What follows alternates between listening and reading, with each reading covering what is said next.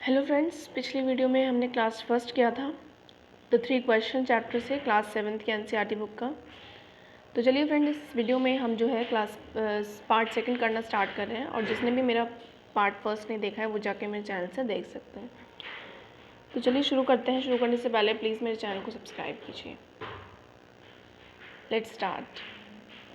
The king turn round and so a bearded man running toward them.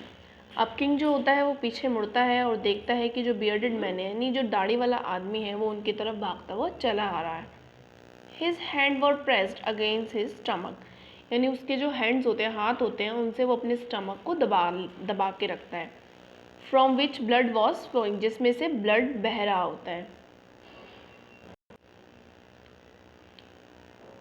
When he reached the king, he fainted and fell to the ground। और जैसे ही वो आदमी राजा तक पहुंचता है तो वो बेहोश होके, फेंटेड मतलब बेहोश होके, वो जो है ग्राउंड पर गिर जाता है। The king and the hermit, king और जो हर्मिट होता है वो remove the man clothing and found large wound in its stomach. और उस मैन के आदमी के कपड़े किंग और हर्मिट दोनों मिलकर जो है रिमूव कर देते हैं, यानी हटा देते हैं, और वो देखते हैं उसकी जो स्टमक होता है वहाँ पे बहुत बड़ा एक घाव हो रहा होता है। The king washed and covered it with the handkerchief. King जो होता है उस घाव को, यानी उस वाउंड को वॉश करता है और उसको हैंकरचीफ यानी रुमाल से ढक देता है, कवर्ड कर देता है। But the blood would not stop flowing, लेकिन जो ब्लड होता है वो बहना रुकता नहीं है, यानी ब्लड जो है उसका फिर भी बहता ही रहता है। The king retraced the wound until at last the bleeding stop. अब किंग जो है वो उसकी मरहम पट्टी जो है घाव की करता रहता है जब तक कि उसकी ब्लीडिंग जो है वो स्टॉप नहीं हो जाती। The man felt better and asked for something to drink. अब वो जो आदमी है वो जो है बेटर फील करता है और कुछ ड्रिंक करने के लिए, यानी पीने के लिए कुछ मांगता है। The king brought fresh water and gave it to him. अब जो राजा होता है वो उसके लिए फ्रेश वाटर लेके आता है और उसे दे देता है। By this time the sun had set and the air was cool. और इस टाइम पे क्या होता है, सन जो होता है, सूरज जो होता है वो छिप चुका होता है और जो हवा होती है वो ठंडी हो चुकी होती है। The king with the hermits help carried the wounded man into the hut and laid him on the bed। अब किंग जो है वो हर्मिट की मदद से क्या करता है, उस आदमी को झोपड़ी में लेकर जाता है, घायल आदमी को, और उसको बेड पर लिटा देता है। The man closed his eyes and ले क्वाइट। अब वो आदमी जो होता है वो अपनी आंखें बंद करके शांति से लेट जाता है। The king tired by his walk and the work he had done lay down on the floor and slept through the night. यानी अब राजा जो होता है वो चलने की वजह से और जितना भी उसने पूरे दिन काम किया उसकी वजह से वो भी थक जाता है, तो वो भी फ्लोर पर क्या है, फर्श पर लेट जाता है और पूरी रात वहीं पर सो जाता है। When he awoke, it was several minutes before he could remember where he was or who the strange bearded man lying on the bed was। यानी कुछ मिनट पहले ही जैसे ही उसे याद आता है राजा को कि मैं कहाँ हूँ, या फिर वो बियर्ड मैन कौन लेटा हुआ है वहाँ पर, उसके याद करने से तुरंत पहले ही वो बोल पड़ता है। Forgive me said the bearded man in a week voice when he saw the king was awake. यानी वो जो आदमी है, बियर्डेड मैन है, दाढ़ी वाला आदमी है, वो बोलने लग जाता है मुझे फॉरगिव कर दीजिए, यानी क्षमा कर दीजिए। बहुत ही वीक वॉइस में, बहुत ही कमज़ोर सी आवाज़ में वो बोलता है जब वो राजा को जागा हुआ देखता है। I don't know you and have nothing to forget you for said the king. यानी मैं आपको नहीं जानता और मैं आपको किस लिए, मेरे पास मैं आपको किस लिए क्षमा करूं, आपको क्षमा करने की कोई वजह नहीं है, ऐसा राजा बोलता है। You don't know me but I know you. यानी वो आदमी फिर बोलता है कि तुम मुझे नहीं जानते लेकिन मैं तुम्हें जानता हूँ। I am that enemy of your who swore revenge on you. यानी मैं तुम्हारा वो दुश्मन हूँ जो कि तुमसे बदला लेना चाहता था। Because you put my brother to death and seize my property. क्योंकि तुमने मेरे भाई को मार दिया था और मेरी प्रॉपर्टी को भी तुमने जब्त कर लिया था। यानी किसी चीज़ को फोर्सफुली ले लेते हैं तो उसको हम सीज्ड कहते हैं। I knew you had gone alone to see that hermit and I made up my mind kill on your way home।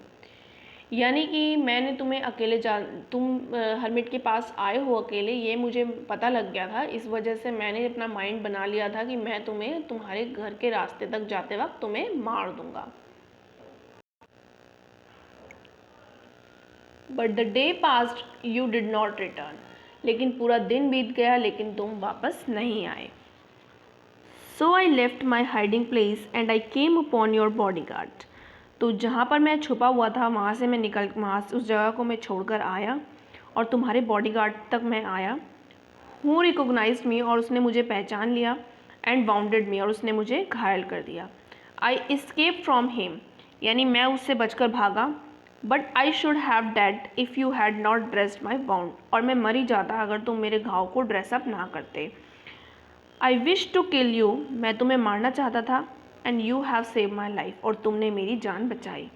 Now if I live, लेकिन अगर मैं अब जीऊँगा, I will serve you as your most faithful servant, तो मैं तुम्हारा सबसे वफादार नौकर जो है वो बन के जीऊँगा। And will order my son to do same, और मैं जो है अपने बेटे को भी यही बोलूँगा कि वो भी तुम्हारा फेथफुल सर्वेंट यानी वफादार नौकर बनकर ही रहे। फॉरगिव मी, मुझे क्षमा कर दीजिए।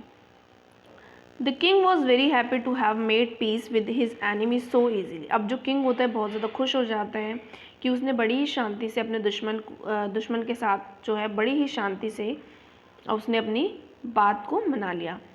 And to have won him over as a friend, और उसने अपने एनिमी को जो है फ्रेंड की तरह जीत लिया।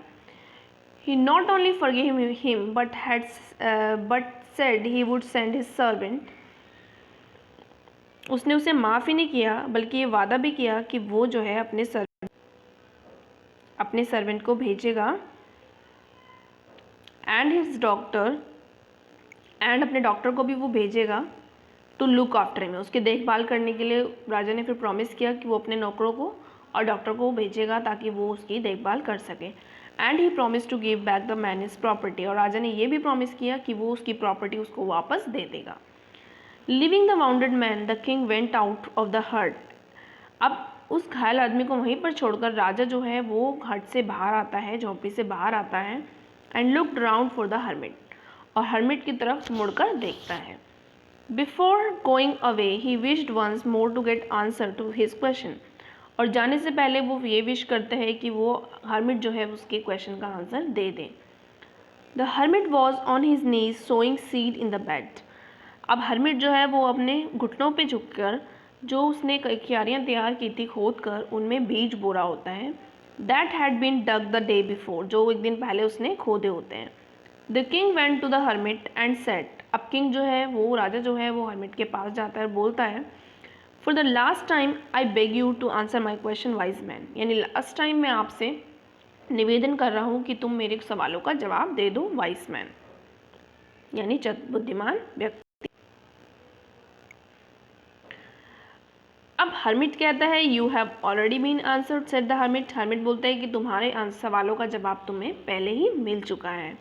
Still bending down to the ground and looking up at the king at is stood before him, यानी वो अभी भी जो है ग्राउंड पे बेंड करता है, बेंड कर वो बैठा है और बोलता है कि तुम्हें तुम्हारे सवालों का जवाब मिल चुका है, और वो राजा की तरफ देखता है और उसके सामने आके खड़ा हो जाता है।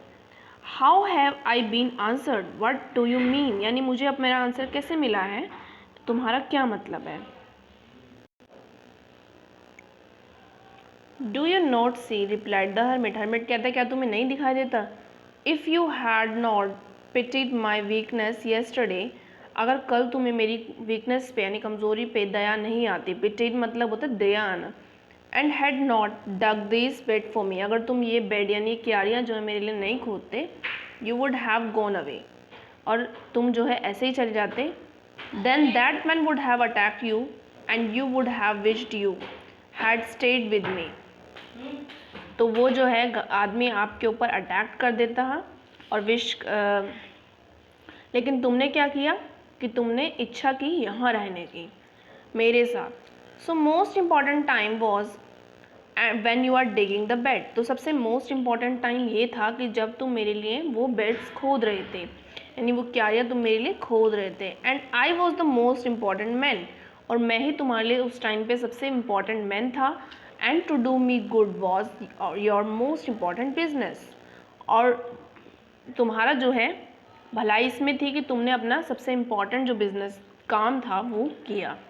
Afterward when the man ran to us, उसके बाद जब वो आदमी तुम्हारे पास भागता हुआ आया, the most important time was when you care for him, तो सबसे इम्पॉर्टेंट टाइम वही था कि तुमने उसके लिए केयरिंग की, यानी उसकी देखभाल जो की वो तुम्हारा सबसे इम्पॉर्टेंट टाइम था। Because if you had not dress his wound he would have dead without having made peace with you. अगर तुम जो है, क्योंकि अगर तुम उसे ड्रेसअप नहीं करते, उसकी घाव को ठीक नहीं करते, तो वो मर जाता, तुम्हारे साथ शांति जो है वो स्थापित भी वो नहीं कर पाता।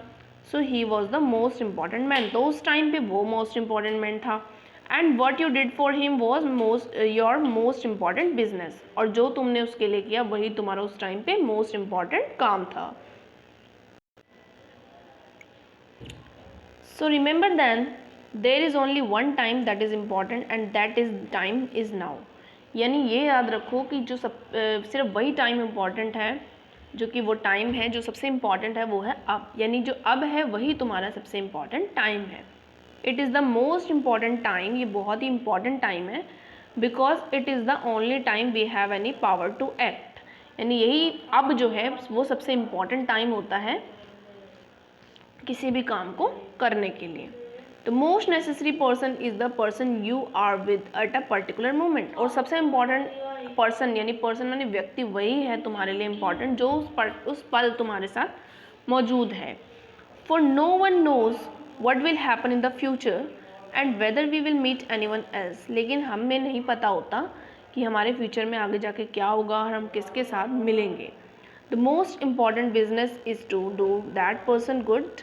यानी सबसे इम्पॉर्टेंट काम यही है कि जो भी पर्सन इस टाइम तुम्हारे साथ है उसकी तुम अच्छे से भलाई करो, because we were sent in the world for that purpose only. तो इसी काम के लिए, क्योंकि इसी काम के लिए हमें जो है वर्ल्ड में हम आए हैं, सिर्फ इसी पर्पज़ के लिए हम इस वर्ल्ड में आए हैं।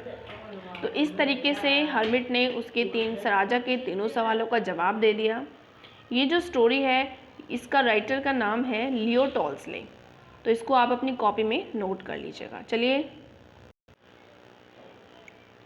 इसके बाद यहाँ पे आपका पार्ट सेकंड होता है ख़त्म, और यहाँ पे इसके कॉम्प्रहेंशन चेक के कुछ क्वेश्चंस दिए हुए हैं, इनको आप ज़रूर करिएगा। तो यहाँ पे जो है लिखा है complete the following sentences by adding the appropriate part of the sentences given in the box. यानी ये जो बॉक्स हैं इनको नीचे हिंट भी दी हुई है, आपने उस हिंट की हेल्प से इन बॉक्सेस को फिल करना है।